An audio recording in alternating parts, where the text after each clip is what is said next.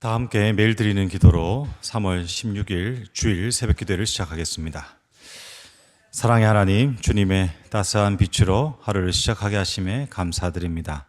봄의 생명력이 얼어붙은 대지를 녹이듯 주의 말씀으로 저희의 얼어붙은 마음도 녹여 주옵소서. 각 나라와 민족 사이에 있는 모든 갈등을 치유하여 주시고 용서와 화해의 온기로 채워 주옵소서. 이 땅에 하나님의 평화로 가득 차게 하시고 교회와 가정마다 흔들림 없는 믿음의 터를 세워 주옵소서. 성령님의 인도하심을 따라 저희 교회의 신앙 지도 원칙인 경건한 복음주의 신앙의 육성, 성서적 생활윤리의 훈련, 교회 연합 정신의 구현, 세상에서 하나님 공의의 실현을 위해 한 마음으로 정진하게 하옵소서. 모든 교육자들에게 성령의 충만함 주시고 모든 성도들이 두려움 없이 믿음의 날개를 펴고 주어진 사명을 향해 힘차게 비상하게 하옵소서. 예수님의 이름으로 기도드립니다. 아멘. 다 함께 찬송가 309장 부르시겠습니다.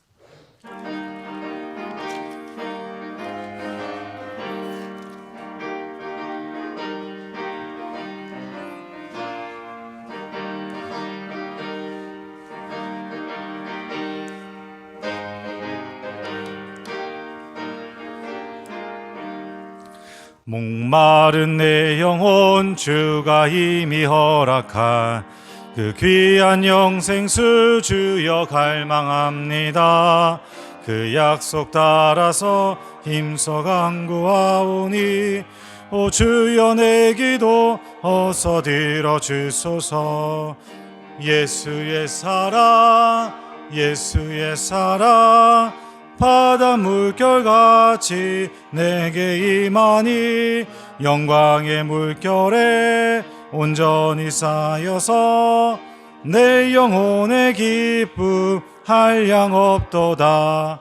주 내게 약속한 큰 비 내려주시려 은혜의 저 구름 건너편에 떠올라 그 귀한 징조가 내게 밝히 보이니 나 힘을 다하여 주께 간구합니다. 예수의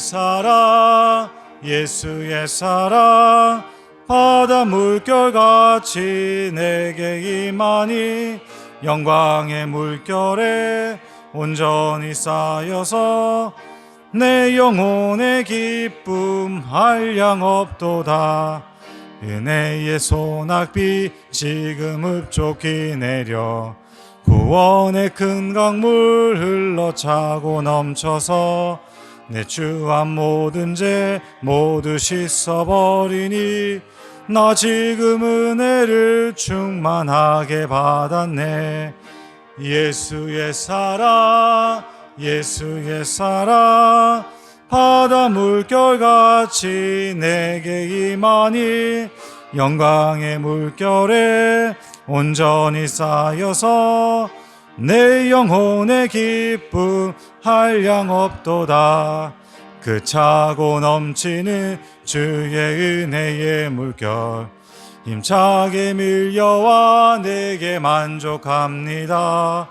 오 할렐루야로 주를 찬송하오니 내 마음의 기쁨이 항상 충만함이라. 예수의 사랑 바다 물결같이 내게 임하니 영광의 물결에 온전히 쌓여서 내 영혼의 기쁨 한량없도다. 아멘. 오늘 오이코스 성경 통독 본문은 구약 성경 여호수아 15장에서 17장까지입니다. 그 중에서 여호수아 15장 17절에서 19절, 여호수아 15장 17절에서 19절까지 말씀을 한 절씩 교독하시고 마지막 절은 합독하겠습니다. 갈렙의 아우 그나스의 아들은 운니엘이 그것을 점령함으로 갈렙이 자기 딸 악사를 그에게 아내로 주었더라.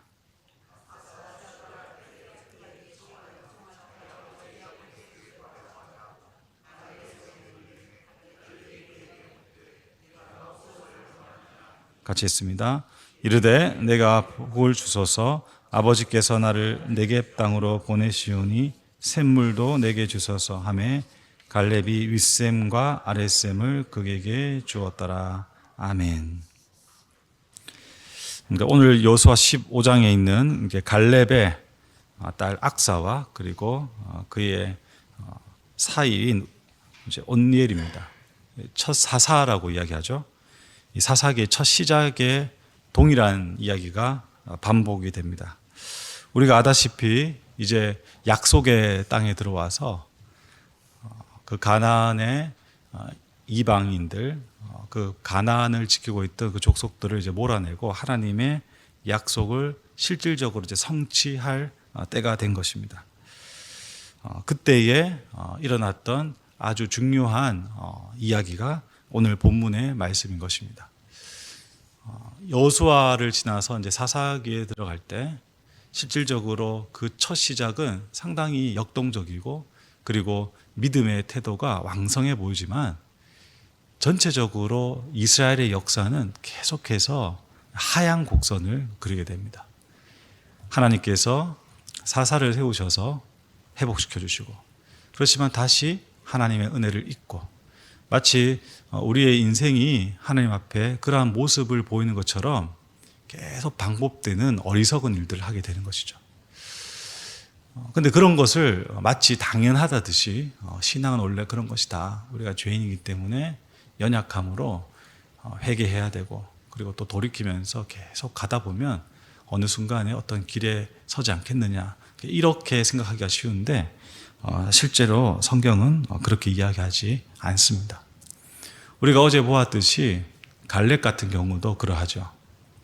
한 인생에 있어서 하나님의 관점에서 허물이 없는 사람이 없고 그리고 우리의 연약함들이 늘 우리를 갖다가 붙잡고 있지만 그럼에도 불구하고 늘 믿음의 사람들은 한 발짝 더 나아가서 하나님의 약속의 땅으로 그리고 하나님이 원하시는 길로 걸어가는 것을 우리는 볼 수 있습니다. 그리고 그 걸음걸음이 한 나라와 민족 그리고 교회 공동체와 가정을 변화시킬 수 있는 것이죠. 우리가 보았던 갈렙의 그 믿음만큼 그 갈렙의 믿음이 단지 한 세대에 끝이지 않는다는 것을 오늘 본문을 통해서 보기 때문에 우리는 희망과 위로를 받게 됩니다. 오늘 나왔던 이야기는 아주 단순한 것입니다.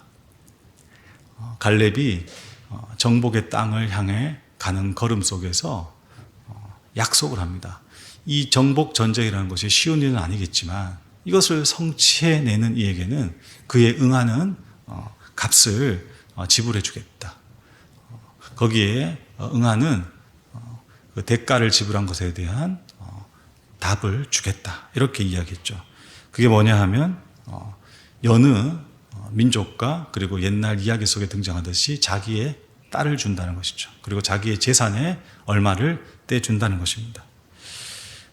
여기에 관련해서 그나스의 아들 온니엘이 용기를 가지고 믿음을 가지고 진취적으로 그 약속을 붙잡습니다. 그 제안을 받아들이는 것이죠. 그리고 갈렙에게 주었던 헤브론 드빌을 정복해서 이제 약속했던 그 분깃을 받게 되는 상황입니다. 이제 악사가 온니엘에게 이제 시집을 가게 되고 그리고 떠나면서 아버지 갈렙으로부터 이제 유산을 받게 되는데 여기에 이제 우리가 주목할 점이 있습니다. 오늘 본문 말씀에서는 아버지여 내게 복을 주소서라고 본인이 이야기하지만 아버지에게 밭을 구하고자 하여 나귀에서 내렸다 이렇게 이야기합니다. 그 헤어질 때에 마지막으로 아버지께 최종적으로 자신이 받는 분깃, 유산에 대한 것을 이제 확증하려는 것이죠.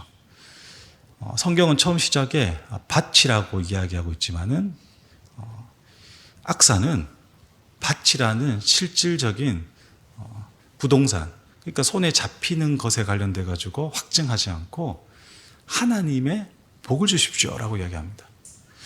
그러면 하나님께 복을 받는 것으로 이게 약속의 분깃을 받는 것으로 끝나냐? 그게 아니라 악사가 아주 재밌는 이야기를 합니다. 그것이 무엇이냐 하면 네겝 땅으로 보내시오니 뭘 달라고 이야기합니까? 샘물도 내게 주소서 하매. 샘물도 주십시오. 그러니까 하나님의 복을 달라는 것은요, 땅 대신 다른 걸 달라 이런 이야기가 아니라 다 주십시오. 저는 다 받아야 되겠습니다. 저는 믿음으로 걸어갔고 믿음의 행동을 했습니다. 그래서 약속으로 받아야 될 나의 분깃을 받겠습니다. 이렇게 당당하게 이야기하고 있습니다. 여러분, 그 아버지의 그 딸인 것입니다. 기억하십시오. 반복되는 악행과 그리고 몰락해가는 시대상 속에서도 하나님의 사람들은 여전히 신실하게 하나님의 뜻을 따라 주님의 자녀답게 살아가고 있습니다. 그런데 그들의 삶은 결코 그 세대에 끝나지 않고 자녀로 이어지고 가문으로 이어져서 하나님의 약속을 성취해 간다는 것을 오늘 볼 수 있는 것이죠. 여러분, 악사가 보여준 그 갈렙의 딸다운 모습은 무엇입니까? 그는 그냥 단순히 내 남편이 그리고 내가 마땅히 유산을 받아야 되고 그리고 해야 될 일을 했기 때문에 이것을 받는다는 것을 넘어서서 나의 분깃, 나의 인생의 복이 하나님으로부터 온다는 것을 알고 있었고, 그리고 그 복이 어떠한 성격과 그리고 특징을 가진다는 것을 정확하게 이해하고 있었습니다. 왜 그렇습니까? 밭을 달라는 것과 함께 뭘 달라 그럽니까? 샘을 달라는 거죠. 샘이 있어야지 생존할 수 있기 때문이죠.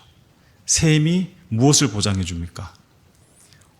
광야, 황폐한 땅도 옥토로, 그리고 식물과 곡식을 낼 수 있는 생명의 땅으로 바꿀 수 있는 근원이 되는 것을 알고 있는 것이죠. 그리고 우리가 잘 알고 있다시피 가축과 그 목축을 아주 익숙하게 하는 이스라엘 족속들에게 이 물은 양떼와 그리고 염소, 자기들이 다루고 있는 이 가축들의 생명의 젖줄이 아닙니까? 그 근원을 달라고 이야기한 것입니다. 얼마나 지혜롭습니까? 사랑하는 성도 여러분, 오늘 주일입니다. 주일날 예배를 드리러 매주 이렇게 오가는 것이 내가 뭐 큰 의미가 있을까 이렇게 생각하지만, 우리가 주일날 와서 한 주를 시작하는 것은 다름이 아니라 밭을 주십시오, 가축을 주십시오, 천막을 주십시오, 기금속을 주십시오 라고 하는 일에 앞서 한 주의 첫 시작을 내 영혼의 젖줄이 생명의 근원되는 하나님께 와서 하나님의 말씀의 떡을 먹고 하나님의 성령의 생수를 마셔서 나의 근원을 다지고 가는 내 삶의 지표가 되는 것이죠. 이것을 누가 봅니까? 여러분의 자녀가 보고 여러분의 후손들이 보고 있는 것입니다. 여러분, 이것이 믿음의 가문을 세우는 가장 근본이 되는 것이죠. 우리가 아무리 지식이 좋고 세상에서 성공해서 많은 것을 누리고 있다 할지라도 한 세대가 지나가야 되는 시간의 무게 앞에서는 그냥 무기력한 모습을 보이게 됩니다. 여러분들이 아무리 좋은 이야기를 하고 아무리 좋은 것을 여러분 자식들과 후손에게 이야기를 해도 이미 그들은 그 세대에 맞는 문화와 시간 속에 그냥 맹렬하게 달려갈 뿐이에요. 그러면 여러분들이 그 사랑하는 자녀들에게 그리고 여러분 후손들에게 줄 수 있는 것은 무엇입니까? 여러분이 자랑하는 어떤 밭입니까? 아니면 여러분들이 소유하고 있는 가축과 그리고 온갖 장신구, 보물 같은 것들입니까? 그게 아니에요. 어떤 것입니까? 영혼의 근원, 삶을 이끌어갈 수 있는 인생의 안목, 그리고 믿음의 뿌리가 되는 것을 남겨줘야 되는 것이죠. 여러분, 이것은 다만 한 가정에서 좋은 통찰과 지혜로 살아가는 것을 의미하지 않습니다. 성경은 이 셈에 관련된 비유를 통해서 우리의 신앙의 근본을 이야기하고 있습니다. 여러분, 이스라엘이 궁극적으로 타락해서 이제 그 나라의 흥망성쇠가 이제 다 그냥 흔들리고 있을 때에 선지자 에레미야는 이스라엘이 하나님 앞에 범한 죄의 내용을 이렇게 고발하고 있습니다. 에레미야 2장 13절 그리고 17장 13절입니다. 내 백성이 두 가지 악을 행하였으니 곧 그들의 생수의 근원되는 나를 버린 것과 생수의 근원되는 하나님을 버린 것이죠. 다른 어떤 웅덩이에 가가지고 그냥 헛된 것을 찾고 있다는 거예요. 이스라엘의 소망이신 여호와여, 무릇 주를 버리는 자는 다 수치를 당할 것이라. 무릇 여호와를 떠나는 자는 흙에 기록되오리니 이는 생수의 근원이신 여호와를 버림이니이다. 흙에 기록된다. 이것은 그냥 허무하게 날려버린다는 것이죠. 왜 그렇게 된다고 이야기합니까? 생수의 근원되는 하나님을 버렸다는 것입니다. 여러분, 이 문제는 좀 더 구체적으로 적용해 볼 수 있습니다. 하나님을 찾는다는 것, 생수의 근원되는 주님께 나아간다는 것, 그것은 어떤 의미일까? 여러분, 그것은 나를 찾는다는 것입니다. 그리스도 예수 안에서 내가 누구인지, 나는 어디로 가는 사람인지, 그리고 나는 무엇을 해야 되는지를 정확하게 찾고 그리고 이해하고 그 방식대로 살아간다는 것입니다. 여러분, 이 문제는 비단 그리스도인에게만 주어진 인생의 과제가 아닙니다. 삶의 자리에서 지금 이 세상에서도 수많은 사람들이 가장 근본적으로 고민한 것이 내가 누구인가? 나는 어디로 가고 있는가? 그리고 나는 어떻게 살아야 되는가? 그 문제를 가지고 고민을 하고 있습니다. 우리가 교과서나 그리고 문학에서도 그런 것을 많이 보지 않습니까? 성경이 아니더라도 실존의 문제를 가지고 인류는 이 20세기에 그 100년의 시간 이상을 갖다가 어마어마한 고민을 했고 아직도 그 답을 찾고 있습니다. 여러분, 여기에 대한 답을 우리는 신약에 와서 예수 그리스도와 그리고 사마리아 여인의 만남에서 발견하게 되죠. 그 여인도 5 남편을 두고 그냥 흘러가는 대로 상황에 닥치는 대로 그 목마른 영혼을 가지고 살아가고 있었습니다. 근데 그때 예수님을 만나서 그 깊은 곳에 있는 갈증, 조상들은 근본적으로 그 영혼의 가람과 배고픔을 채우는 샘의 근원을 찾아서 예배라는 것을 드렸다는데 저는 도무지 어디서 예배를 드려야 될지 모르겠습니다라고 했을 때 예수님께서 그 사마리아 여인에게 이렇게 이야기하십니다. 이 물을 마시는 자마다 다시 목마르려니와 내가 주는 물을 마시는 자는 영원히 목마르지 아니하리니 내가 주는 물은 그 속에서 영생하도록 솟아나는 샘물이 되리라. 야곱의 우물가에서 예수님과 만난 사마리아 여인은 방황하는 인생 가운데 그 종지부를 찍게 되는 것이죠. 어떻게 해요? 예수 그리스도 안에서 나를 찾은 거죠. 여러분, 우리가 오늘 말씀에서 봐야 될 것, 정말 젊은 여자 아닙니까? 이제 시집을 가는 그 악사에게 어떤 이도 가지지 못했던 가장 중요한 인생의 안목과 그리고 영적인 통찰이 드러납니다. 여러분들은 어떤 사람들입니까? 그리고 여러분들은 여러분의 삶의 근원과 여러분의 인생의 그 반석을 어디에 두고 있습니까? 그리고 우리를 진정으로 만족해 하고 우리의 인생의 모든 것을 풍요로워하는 그 근원은 어디에서부터 시작됩니까? 그것은 하나님이십니다. 우리가 예배하는 생수의 근원, 우리에게 영생을 주시는 목마르지 않는 물을 건네주시는 예수 그리스도, 그 안에서 우리는 계속해서 나를 찾아가는 것입니다. 그리고 우리를 발견하는 것입니다. 어떻게 살아야 될지, 어떤 길을 걸어가야 될지, 그리고 이 땅에서 무엇을 남겨야 될지를 그렇게 찾아가는 것입니다.